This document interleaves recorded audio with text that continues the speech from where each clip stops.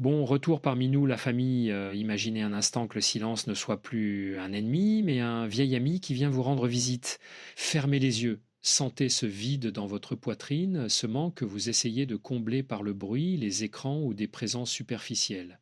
Et si ce vide n'était pas un gouffre, mais une source? Si ce manque d'amis, cette solitude qui vous pèse parfois, était en réalité le début de votre plus belle rencontre? Restez avec moi car nous allons apprendre ensemble à ne plus avoir peur du silence. Le manque d'amis est souvent vécu comme une blessure, une petite honte que l'on cache au fond de soi dans un monde qui nous ordonne d'être connecté, entouré et populaire. Mais la psychologie nous enseigne une vérité bien plus douce. L'absence de l'autre est parfois le miroir nécessaire pour se voir enfin tel que l'on est. Apprivoiser le manque, c'est d'abord accepter de s'arrêter, c'est cesser de fuir dans l'agitation pour affronter ce que nous appelons nos solitudes oubliées, ces moments où face à nous-mêmes nous nous sentons nus et vulnérables. Le détour par la solitude est indispensable pour mieux revenir à l'autre. Voyez-vous, si nous cherchons des amis uniquement pour combler un trou en nous, nous ne rencontrons pas vraiment l'autre, nous utilisons l'autre comme un pansement, et un pansement finit toujours par se décoller. Christophe André nous invite souvent à cette réflexion. Pour aimer vraiment, il faut être capable de ne pas avoir besoin de l'autre. C'est un paradoxe, je le sais, mais c'est dans cette autonomie affective que naissent les liens les plus purs. Quand la solitude devient une richesse, le partage devient un cadeau et non plus une nécessité vitale. Il y a une écoute bienveillante à cultiver envers ce vide. Au lieu de chercher à le remplir immédiatement par une notification sur votre téléphone ou une conversation sans âme, asseyez-vous avec lui. Regardez ce vide comme on regarde un paysage de brume. Ce vide ne demande qu'à être habité par votre propre présence. C'est là, dans cet espace de calme, que vous pouvez entendre votre petite voix intérieure, celle que le vacarme du monde étouffe sans cesse. Habiter son propre vide, c'est devenir son propre refuge. C'est comprendre que notre valeur ne dépend pas du nombre de noms dans notre répertoire, mais de la qualité de la relation que nous entretenons avec notre propre esprit. Il est crucial de distinguer la souffrance de l'isolement de là. Richesse de la solitude, l'isolement est subi, il nous mure dans une tristesse qui nous affaiblit. La solitude, elle, est un choix de l'âme, un espace de respiration. On peut être entouré de 1000 personnes et souffrir d'un isolement atroce. À l'inverse, on peut être seul dans une pièce et se sentir profondément relié à l'humanité entière par la pensée, par l'art ou par la simple gratitude d'exister. Votre manque d'amis aujourd'hui n'est pas une fatalité, c'est peut-être une jachère, un temps de repos pour votre cœur afin qu'il puisse plus tard offrir une amitié plus profonde, plus vraie, plus ancrée. La vulnérabilité que vous ressentez n'est pas une faiblesse, elle est une porte vers votre vérité intérieure. En acceptant de dire oui, je me sens seul en ce moment, vous brisez l'armure de l'ego, vous devenez plus humain, plus sensible. Cette sensibilité est un trésor, elle vous permet de percevoir les nuances de la vie que les gens pressés ne voient jamais. Apprivoiser son manque, c'est regarder sa propre fragilité avec la tendresse d'un parent pour son enfant. C'est se dire que tout va bien, que ce moment de transition a un sens, même si ce sens reste encore caché derrière l'horizon de vos doutes. Apprendre à être un bon compagnon pour soi-même est sans doute le plus grand défi de notre existence. Posez-vous cette question, aimeriez-vous passer une journée entière avec quelqu'un qui vous ressemble? Si la réponse est non, alors commencez par là. Soyez doux. Avec vous-même, parlez-vous comme vous parleriez à un ami cher. Pratiquez cette amitié intérieure chaque jour par de petits gestes, par une attention portée à votre souffle, par la reconnaissance de vos propres efforts. C'est en devenant votre meilleur allié que vous attirerez, naturellement et sans effort, des personnes qui résonnent avec cette nouvelle pain que vous aurez construite. Enfin, nous pouvons transformer le manque en un espace de présence pure. Le manque devient alors une forme de liberté, la liberté de ne plus dépendre du regard extérieur pour se sentir exister. C'est ici que la magie opère, quand vous n'avez plus peur de manquer de rien, vous commencez à tout recevoir. Chaque rencontre devient alors une célébration et non plus une quête de validation. C'est le sens profond de nos solitudes, elles nous préparent à l'essentiel. Elles nous apprennent que la vie est une danse entre le silence et la parole, entre le retrait et l'engagement. Prenez une grande inspiration. Sentez l'air entrer dans vos poumons, puis ressortir en portant avec lui une part de vos tensions. Nous continuons ce voyage ensemble, car apprivoiser le manque, c'est avant tout une pratique de l'instant présent. Ce n'est pas un concept intellectuel, c'est une expérience charnelle. Dans le silence qui suit mes mots, il n'y a rien à réussir, rien à prouver, il y a juste à être. Souvent, nous fuyons la solitude parce qu'elle nous place face à un miroir trop honnête. Nous avons peur de ce que nous pourrions y découvrir, nos doutes, nos colères anciennes, nos tristesses non résolues. Pourtant, c'est précisément dans cette confrontation douce que se trouve la clé de notre libération. Le sens profond de nos solitudes oubliées réside dans la redécouverte de notre propre consistance. Sans les autres pour nous définir, pour nous complimenter ou nous critiquer, qui sommes-nous vraiment? C'est la question fondamentale que la vie nous pose à travers l'absence. Si vous vous sentez seul, aujourd'hui ne voyez pas cela comme une punition du destin ou un signe d'échec social, voyez-le comme une retraite spirituelle forcée mais nécessaire. C'est un temps de décantation. Comme l'eau trouble d'un étang qui finit par s'éclaircir si on cesse de la remuer, votre esprit a besoin de calme pour que les sédiments de vos préoccupations quotidiennes retombent au fond. Alors seulement vous pourrez voir le reflet du ciel à la surface de votre âme. La psychologie positive, telle que je l'aime, ne consiste pas à se forcer à sourire quand tout va mal, elle consiste à accepter ce qui est avec une curiosité bienveillante. Si le manque d'amis est là, accueillons-le, disons-lui: je te vois, je sens ta présence pesante, mais je ne vais pas te fuir. En cessant de lutter contre le sentiment de manque, on lui enlève son pouvoir de nous faire souffrir. La souffrance naît de la résistance. Si vous acceptez d'être seul, la solitude change de nature. Elle passe d'une prison de pierre à un jardin secret. C'est dans ce jardin que vous pouvez cultiver vos propres pensées sans qu'elles soient polluées par le jugement d'autrui ou le besoin de plaire. Observez comment nous fonctionnons dans la vie moderne. Nous sommes sans cesse en train de quémander des miettes d'attention, un message qui ne vient pas et nous voilà plongés dans l'insécurité, une soirée où nous ne sommes pas invités et nous remettons en question toute notre valeur d'être humain. Mais sert là une manière de vivre? Dépendre ainsi du bon vouloir des autres pour se sentir vivant, apprivoiser le manque, c'est couper ces fils invisibles qui font de nous des marionnettes sociales. C'est reprendre le contrôle de sa propre météo intérieure. Qu'il y ait du monde autour de vous ou que la pièce soit vide, votre soleil intérieur peut continuer de briller. C'est cela la véritable autonomie émotionnelle. Regardez la nature. Un arbre en hiver semble seul, dépouillé de ses feuilles, immobile dans le froid, croire qu'il manque de tout, mais sous la terre, ses racines travaillent, elles s'enfoncent plus profondément pour chercher l'eau et les nutriments, elles se renforcent pour affronter les tempêtes à venir. Votre solitude actuelle et votre hiver, c'est le moment où vous développez vos racines. Ne méprisez pas ce temps de repli. Il est le garant de votre solidité future. Un lien social qui naît de deux solitudes épanouies est infiniment plus robuste qu'un lien né de deux dépendances qui s'accrochent l'une à l'autre par peur du vide. Chaque instant de manque est une occasion de pratiquer la pleine conscience. Quand vous mangez seul, goûtez vraiment vos aliments.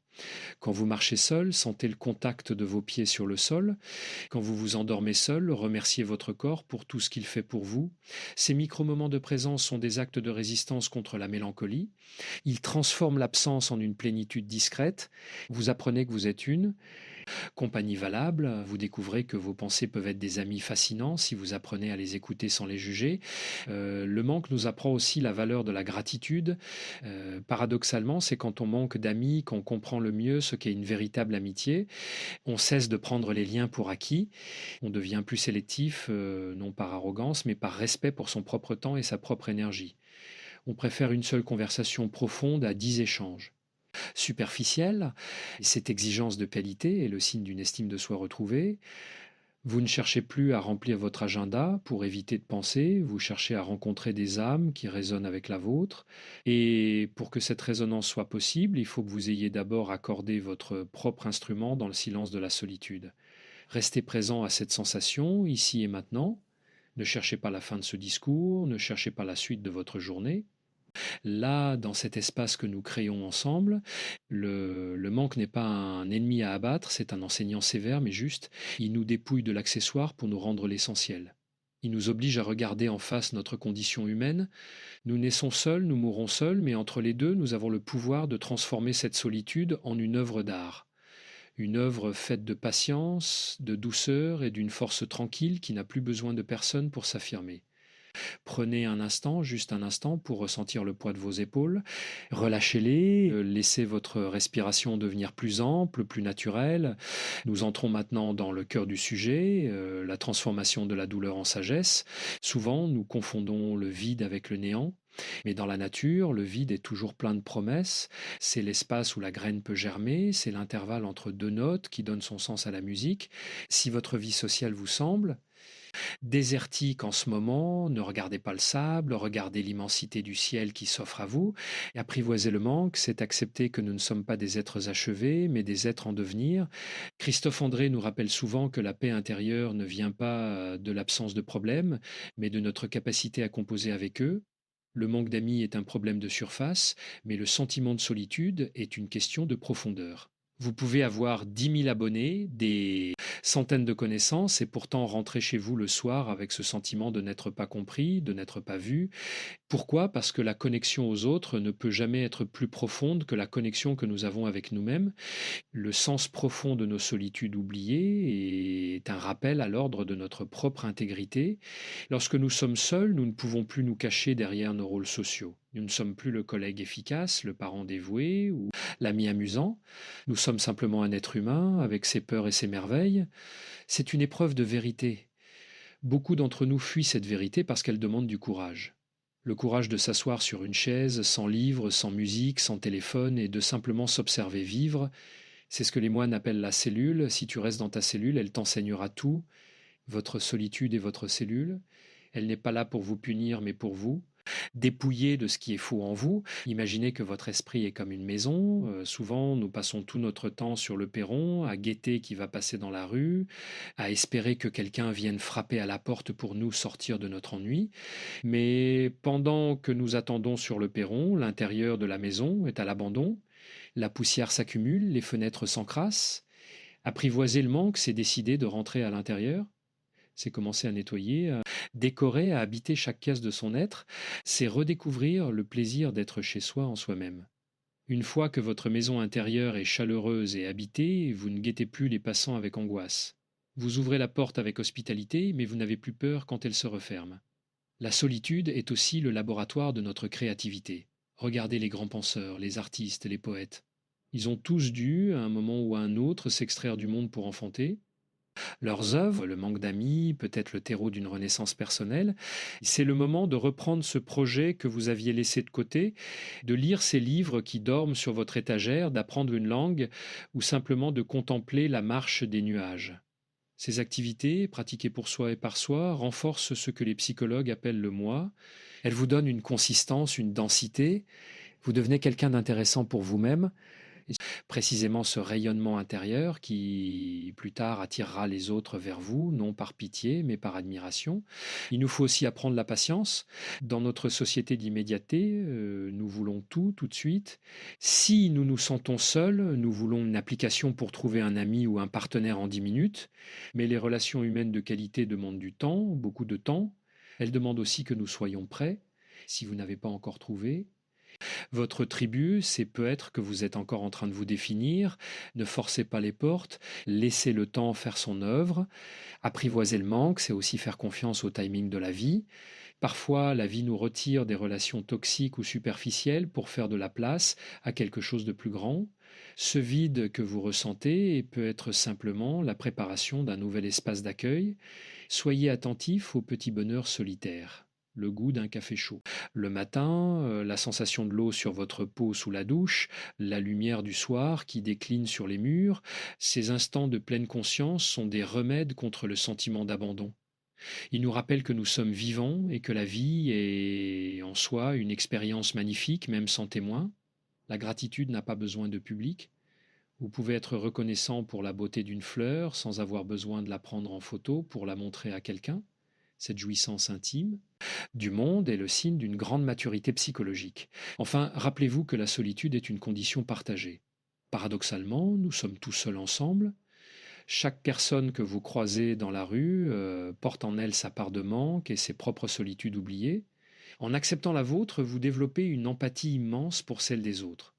Vous ne regardez plus l'inconnu avec méfiance, mais avec une fraternité silencieuse.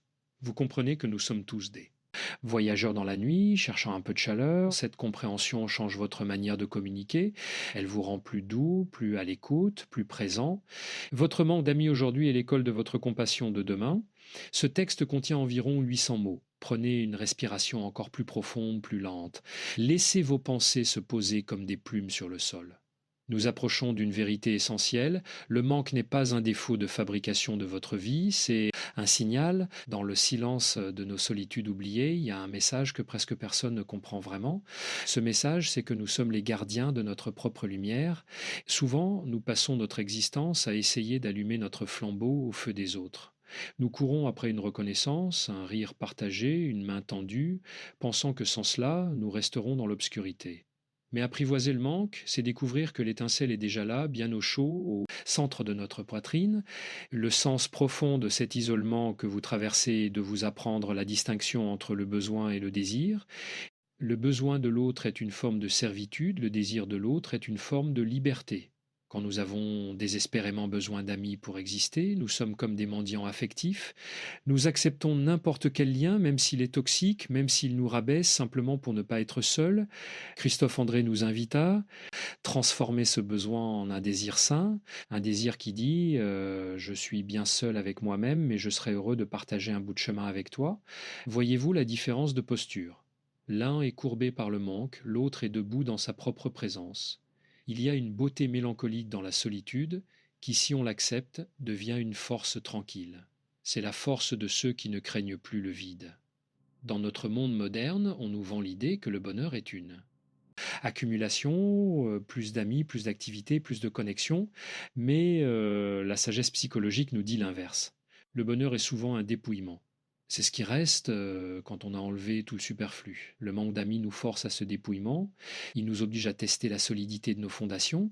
Si tout s'écroule parce que vous êtes seul un samedi soir, c'est que vos fondations reposaient sur du sable mouvant. Profitez de ce calme pour couler du béton armé dans votre estime de... Soit, regardez vos émotions comme des invités de passage, la tristesse du manque frappe à votre porte, laissez-la entrer, offrez-lui une chaise, écoutez ce qu'elle a à vous dire. Elle vous parlera sans doute de votre besoin d'appartenance, de votre envie d'être aimé. Ne la jugez pas, c'est humain, profondément humain. Mais ne la laissez pas prendre les commandes de votre maison. Vous êtes l'hôte, pas l'esclave de vos émotions. En restant présent à votre tristesse sans vous noyer dedans, vous développez une compétence rare, la résilience émotionnelle. Vous apprenez que vous pouvez traverser l'orage et rester entier. Cette certitude est le plus beau cadeau que la solitude puisse vous offrir. Apprivoiser le manque, c'est aussi porter un regard neuf sur le monde qui nous entoure. Quand on est trop entouré, on ne voit plus les détails, on est dans le divertissement au sens propre du terme, on se détourne de l'essentiel. Seul, votre regard devient plus perçant. Vous remarquez là. Texture d'une écorce, le jeu d'une ombre sur un mur, la saveur d'un silence entre deux bruits de la ville, ces perceptions sont des ancres. Elles vous relient au monde d'une manière bien plus vaste que n'importe quel réseau social. Vous n'êtes plus seul contre le monde, vous êtes seul avec le monde. C'est une communion spirituelle qui ne demande aucune parole, aucune validation. C'est dans ces moments de retrait que se préparent les grandes métamorphoses. Pensez à la chenille dans son cocon. De l'extérieur, il ne se passe rien. C'est l'image même de l'isolement et de l'immobilité. Mais à l'intérieur, tout se transforme. Les tissus se réorganisent, une nouvelle forme de vie se prépare. Si vous vous sentez dans un cocon en ce moment, ne vous impatientez pas. Ne déchirez pas l'enveloppe avant l'heure en vous précipitant vers des relations par dépit. Laissez la transformation opérer. Votre solitude est le laboratoire de votre future liberté. Le jour où vous sortirez de ce cocon, vous marcherez plus, vous volerez, et vos relations ne seront plus des béquilles, mais des battements d'ailes partagés. La pratique de la pleine conscience nous enseigne que tout est impermanent. Votre manque actuel est une saison, pas une condamnation. En l'acceptant pleinement, vous facilitez son passage. Plus vous luttez, plus vous fixez la situation. Plus vous accueillez, plus vous permettez au mouvement de la vie de reprendre son cours. Le sens profond de nos solitudes oubliées, c'est de nous. Rappelez que nous faisons partie d'un grand tout. Même seul dans votre chambre, vous êtes relié à l'oxygène que les arbres produisent, aux pensées des auteurs que vous lisez, à l'humanité qui palpite de l'autre côté de votre fenêtre. La séparation est une illusion de l'esprit. La présence est la réalité du cœur. Enfin, cultivez la douceur. Soyez votre propre refuge. Dans les moments de grand manque, ne vous blâmez pas. Ne vous dites pas que vous n'êtes pas assez bien pour avoir des amis. Dites-vous simplement que vous êtes en train d'apprendre une leçon difficile mais précieuse, la leçon de l'autosuffisance affective. C'est une discipline de l'âme qui demande de la patience et de la persévérance. Mais une fois acquise, personne ne pourra jamais vous l'enlever. Vous aurez trouvé en vous-même l'ami fidèle, celui qui ne part jamais, celui qui comprend tout sans avoir besoin de mots. C'est le début de la véritable paix.